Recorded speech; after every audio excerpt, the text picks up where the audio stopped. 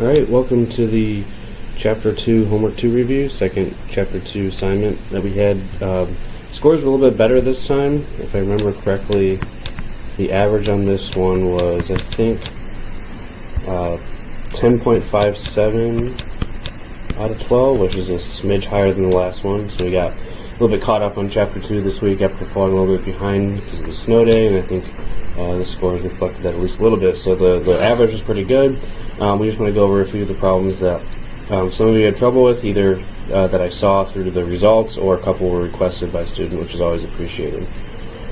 So the first couple, I believe, are actually holdovers from the first Chapter 2 assignment. So as I said, the lectures got a little behind the homework assignments because of the cancellations we had at the beginning. So we want to go over these ones, which are technically on the first homework from Chapter 2, but are things that we should know how to do now. So the first one is how many electrons can be described by the quantum numbers n equals 3, L equals 3, m sub L equals -1. And so remember, if we're giving you a set of three quantum numbers, n, L, and m sub L, that corresponds to one orbital. And so really what this question is asking is how many electrons can go into the n equals 3, L equals 3, m sub L equals -1 orbital, the orbital described by those three quantum numbers. Now the first thing to look at is whether this is even a valid set of quantum numbers. So normally in an orbital there are 2 electrons per orbital, but we need to make sure that this is actual valid set of quantum numbers first. So the first thing we're told is that n equals 3, and so if n equals 3, the allowed values of L are going to be 0, 1, and 2, and what we see is that this is telling us that L equals 3. So L cannot be equal to 3. That's not allowed by the rules of quantum numbers. So really this is not even a valid set of quantum numbers. You don't even have to worry about the value of m sub L because the value of L doesn't work.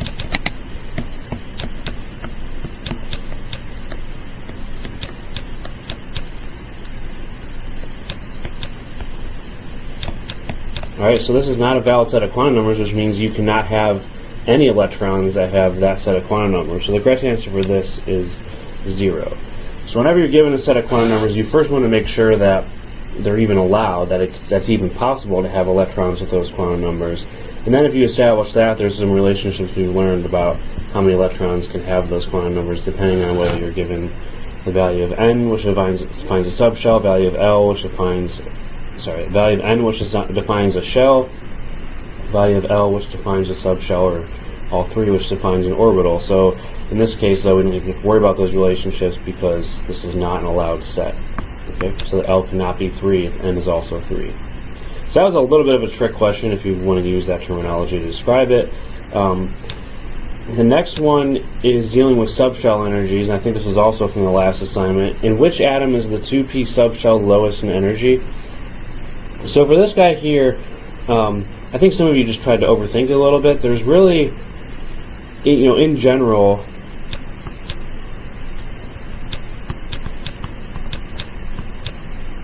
the subshell energy is going to decrease as the number of protons in the nucleus Z increases. Okay, so there are other factors that can sometimes come into play, but in general, you don't want to think about these too hard and just say if there's more protons in the nucleus, you're going to have a lower subshell energy, and that's why, in the context of the Bohr model, if the value of n goes up, the value of Z goes up, the subshell energy goes down, and similarly in this case, we know that as you add more protons to the nucleus in a given subshell, you're going to increase the ionization energy, meaning it's more difficult to remove. So if you look at these 5 elements here, lithium, beryllium, boron, carbon, nitrogen, those are all right in a row on the periodic table. And so if we go to the periodic table, we see lithium, beryllium, boron, carbon, nitrogen. Those 5 all coming in the second row of the periodic table, atomic numbers 2 through 5. So clearly nitrogen is the one that's going to have the most protons, is going to have the lowest subshell energy. And so if we go back to that, the correct answer for this is going to be E, nitrogen. It has the highest nuclear charge Z. So when you have more protons in the nucleus, the energy of the subshell becomes less. There's sort of that relationship to keep in mind.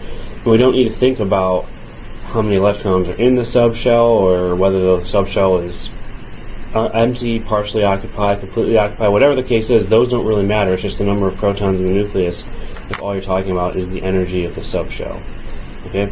And again, that's the reason why as we move from left to right in the periodic table, as we increase the quantum number, typically the ionization energy increases as well because the subshell energy is lower, it's closer to the nucleus. Okay, so that's one that was missed by a pretty good majority of you. I think at least 40% of you got this one wrong. And the answers that you picked were kind of across the board. You know, the correct answer, as I said, was about 60% of the people, but the rest of these, you know, most of them were chosen by a good portion of people. All right, this one was requested by a student, and so we're looking for the ground state, electron configuration, the symbol and group number from each valence orbital diagram. So we're giving you the valence orbitals, 2s and 2p. We're telling you that in this case they're both completely filled. We want you to first identify the element. Now identifying the element is going to be the first part, and then from there we need to make sure that the group number that we're giving to you is correct. Okay? And so if we go to the periodic table, we're going to find the 2s and the 2p blocks of the periodic table. So that's going to be the second row here. This is 2s, this is 2p. And so 2s and 2p are going to be completely filled in this case. The picture shows us that those orbitals each have 2 electrons in them. And so if we go 2s2, that's going to take us to beryllium, and then 2p6, 1, 2, 3, 4, 5, 6. So that's going to be neon. Neon is going to be the element that we have. It's atomic number 10. And so the way that we would write the configuration then is going to be the noble gas that comes before neon is helium, 2s2, 2p6. And so the one that has the correct atomic symbol then would be this one, C. Okay? Alright, so that's one we think is right. Now let's check to make sure that the group number is correct. And so the group number given here is 8A and then an 18 in parentheses. So we need to get a little bit familiar with this notation that we use in the homework and exam problems. So when you have these two numbers given, 8A and 18 in parentheses, those are the two different methods for numbering group numbers. If we go back to the periodic table that we have in this course that we use on the exams, ours only gives us the A-B nomenclature, and they're actually given in Roman numerals. So here you have 1A, 2A, 3A, 4A, 5A, 6A, 7A, 8A. Those are the main group elements. Ones that have A after them are the S and the P blocks. And then in the transition metals you have 3A, 4A, 3B, 4B, 5B, 6B, 7B. These three together are 8B, and then you have 1B and 2B. So the transition metals are a little bit weird. We don't really need to worry about the conventions for those group numbers, but they're all given with B's. So if we're looking for neon, which is the element that's in question here, we're going to use the notation that's on our periodic table. This is clearly group 8A. It's a Roman numeral, but it's 8A. Now the other way of numbering the group numbers is a little bit simpler. You just number them straight across left to right. So it's going to be, and those numbers are not shown on our periodic table, but I think you guys can all count. So we have 1, 2, 3, 4, 5, 6, 7, 8, 9, 10, 11, 12, 13, 14, 15, 16, 17, 18. So this last column, 8A, could also be numbered as 18. So there's two different ways of indicating the group number, and these questions will have both of those. Okay, so this part of the answer here is also correct because neon is in group 8A if you're using the sort of the conventional numbering. If you're using the newer numbering that just numbers them sequentially, it's also column number 18. So choice C is correct. It's going to be neon, and then the group number is 8A. And the configuration is correct, helium 2s2, 2p6. So the noble gas that comes before 2s and 2p is going to be helium, so that's why that's going to go in brackets. Now a question that the student who requested this had the question of why couldn't it also be argon, and argon also has completely filled S and P subshells. We have to think about the principal quantum number n. So if we were to have argon instead of neon, this configuration would start with neon, because neon is the noble gas before argon. Let's go back to the periodic table real quick and look at that. So if we're talking about argon instead of neon, argon is here, the previous noble gas is neon, so that part of the configuration is correct, but argon is in the third row of the periodic table, so after neon it would be 3s2, 3p6. Okay, so for argon it would look like this. The configuration would be 3s2, 3p6. So those 3's are the key here. In the third row of the periodic table, here we're looking for 2s2, 2p6, which is the second row of the periodic table. And so we have to know that we're in the second row, so we're talking about neon instead of argon. So argon would have the same group numbers also, so the only thing that's incorrect about the argon configuration is that those should both be 3's and this was argon. Okay, so choice C is the only one that works. The rest of these are incorrect, so this can't be oxygen because oxygen would only have 2p4 configuration, and then this is nowhere close. Astatine is way down the periodic table and it has a p5 configuration. So none of the other ones are really close, but I can see there's some confusion between choices A and choice Z. The only thing wrong with choice A is that the period number is wrong. It should be 3 instead of 2.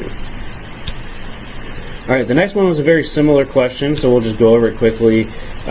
It's another electron configuration problem, and again it's giving you the valence orbitals. And so in this case what we have is 2s2, 2p3. So the element we're looking for is going to be in the third column of the p block, and it's also going to be in the second row because we're still talking about 2s and 2p. So if we find that one, it's going to be 2s2, 2p3. So that's going to be nitrogen, it's going to be the element.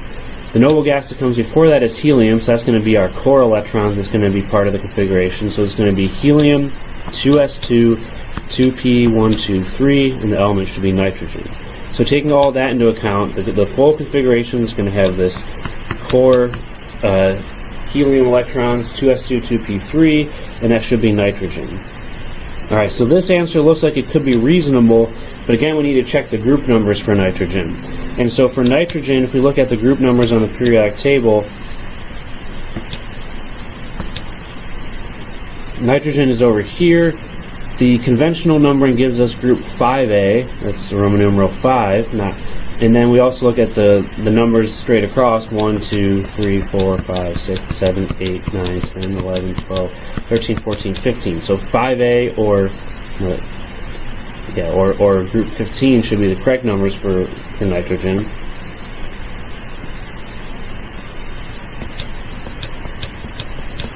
But we see that the answer choice here is 7A. So that part is wrong, that it's the correct configuration, the correct element, but the group number is wrong. None of the other ones are correct, so it has to be E, none of these. Alright, so many of you get psyched out by picking none of these as the answer, but this is one of those cases where that was true. And I think that most of you that got this wrong picked choice C because the configuration and the element are right, but the group numbers are wrong. So we need to check all parts of the answer to make sure that it's correct. Alright, this one also deals with electron configurations. We're looking for the element, so this two-part answer, element and the number of unpaired electrons. Now to find the element, we don't even really need to look at the configuration in detail if you want. A shortcut for doing this is if we give you the configuration, just figure out how many electrons are in there and then match that to the atomic number on the periodic table. So neon is our core set of electrons. So how many electrons does that? So we have neon, 3s2, 3p5. So if we go back to the periodic table, neon is atomic number 10. So those core electrons that we abbreviate with neon are going to account for 10 of the electrons. And then we have 3s2, so 2 more electrons in the 3s, 5. That's going to tell us that this is atomic number 17. Okay, this is a neutral atom, so the number of electrons equals the number of protons.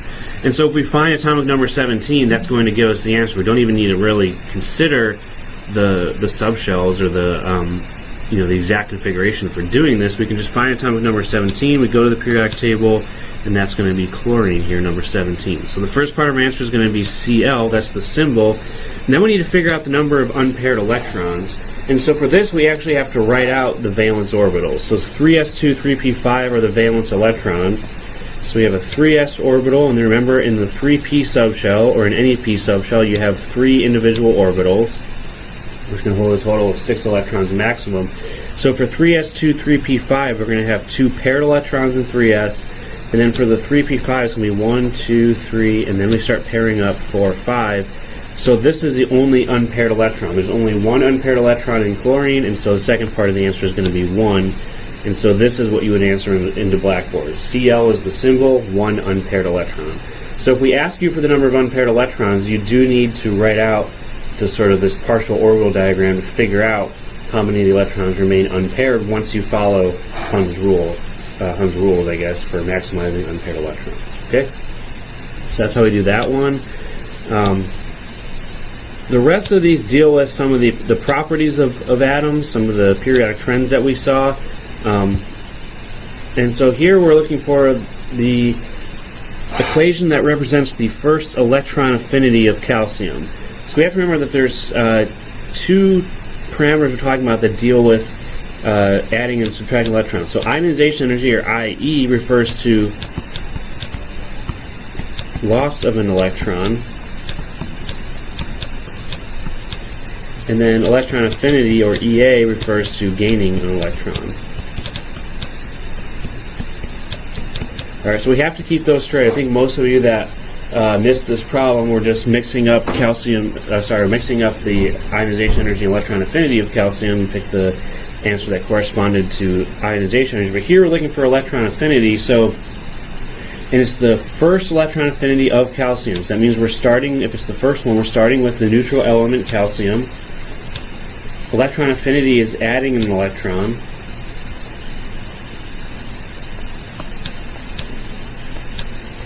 And if we add an electron, then we form a negatively charged ion. These should all be gas-phase technically as well. That doesn't come into play here. All the answers are given as gas-phase species. But hang on a second.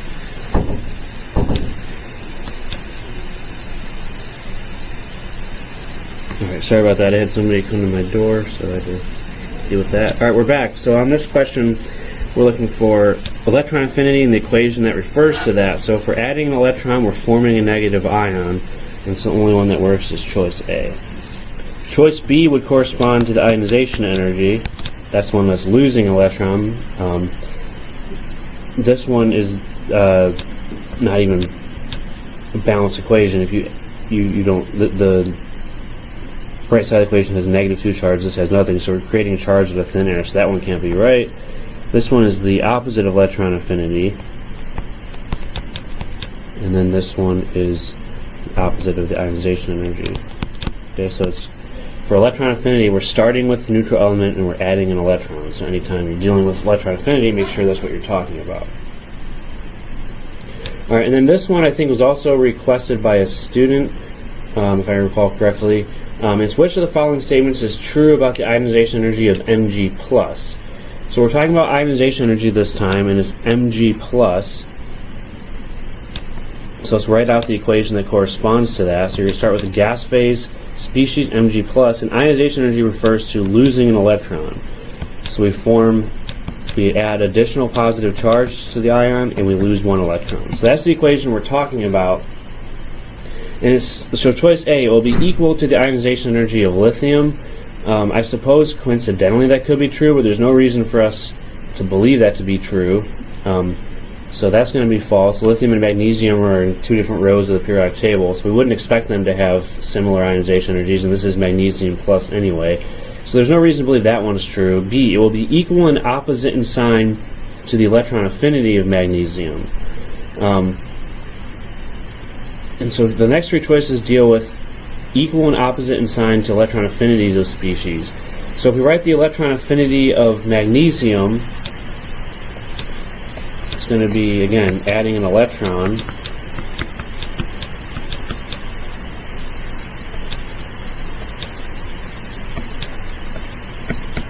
Alright, and if we look at this choice compared to the ionization energy that we're starting with up here, we see that there's really no relationship between those. This one involves Mg plus and Mg2 plus.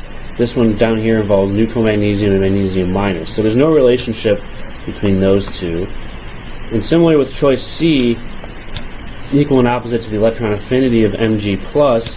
So Mg plus electron affinity would correspond to the equation where we're adding one electron to that, and we form neutral magnesium, Mg. And this one, we have the same starting point, Mg+, but we don't have the same species involved. This one forms neutral magnesium, this one forms Mg2+. So that one can't be right either. But if we look closely at choice D, and this is the one that's going to stand out to us, the electron affinity of Mg2+, we take Mg2+, and we add an electron to that, and we get Mg+. And what you'll notice is that the ionization energy of Mg+, and the electron affinity of Mg2+, have the same exact species, but written in opposite orders. Okay, so this has Mg+ going to Mg2+ an electron. This has Mg2+ and an electron going to Mg+. And one thing we haven't really talked about yet, but is going to be something we'll see a lot throughout the semester, is that if you have two chemical equations that are written in exactly opposite orders, so same exact species, just written in the opposite direction, then the energy changes that are involved are going to be the negative of each other. So this is going to be the negative electron affinity of Mg+, because it corresponds to the same equation but written in the opposite direction. So this is the one that's true. This takes it a step further than what I covered in class, a little bit more depth than we saw. But essentially, if you have two equations where the species that are involved are the same but they're in opposite orders, then you would have that relationship where the energy changes are going to be the negative of each other. Opposite in sign, same in magnitude. Alright, so that's going to be the one that's correct for that one. In this one here, we're looking to identify elements based on where they are in the periodic table. This is the last one I'll go over. So we have arsenic, lead, and helium. Alright, so let's look at arsenic first. So we have to find that on the periodic table, AS. And so AS is here, it's atomic number 33. And if you remember, we have this staircase that sort of goes down. So boron, silicon, germanium, arsenic, and antimony, those are what we call the metalloids. They're right on this imaginary staircase that starts at boron and works its way down. So arsenic is one of our metalloid elements. It's one of the ones that's in between metals and nonmetals. Remember, this staircase here divides the metals which are on the left and the nonmetals which are on the right. The ones which are on the borderline, boron, silicon, germanium, arsenic, antimony, and polonium, those ones are going to be classified as metalloids. And so arsenic is a metalloid, so that's going to be the correct identification of that one. So there's only 6 metalloids in the periodic table. Sorry, I spelled 1T. And so arsenic is one of those 6. And then the next one is going to be lead, and this is the one that I think many of you missed. So if we find lead on the periodic table, I think most of us are familiar with the idea that lead is a metal. If you've seen it before, it's a dense, shiny solid, which is what you typically think of for metals. And let's verify that that's true. So again, we have this staircase here that winds down through the P block. Lead is clearly to the left of that. So lead is definitely a metal. But remember, within metals, we have two kinds of metals. We have main group metals and we have transition metals. So main group metals are found in either the S block or the P block. So all of these ones are main group metals in these first two columns, and then some of the P block elements are considered main group metals as well. So aluminum, gallium, indium, tin, thallium, lead, all of those are also considered main group metals. They're in the P block of the periodic table. The only ones that we consider transition metals are the ones that are in these middle columns here, these 10 D block elements. Those are the transition metals. So lead is going to be considered a main group metal. We had to distinguish whether it was main group or transition for this problem. And because it's in the P block, it's main group. And then finally, helium. This one I think is the most straightforward of them. Helium is right here, atomic number 2. It's in the noble gas column, and all of these are clearly nonmetals, all the way to the right of the periodic table. Okay, so helium is clearly a nonmetal. So if we're looking at the classifications of these, sometimes for problems like this, you're going to be more certain about one choice than another. So I think the one that I'm most certain about is that helium is a nonmetal. That one I feel very confident in. So we can eliminate C. We can also eliminate E. Helium is a noble gas, not a halogen. Halogen would be the column just before that. So we can eliminate 2 answer choices based on that. Now we have to find the one that has arsenic listed correctly. Arsenic's clearly not a transition metal, so choices B and D both list arsenic as a metalloid, which we think it is. And then finally we need lead to be a main group metal. Choice D has it as transition metal. I think this was the second most common answer choice behind the correct one. But the only one that has all three of them correct is choice B, because lead has to be a main group metal because it's in the P block. Alright, that takes us to the end. If you have any other questions on the homework, I encourage you to contact me, and I'll see you in class later today.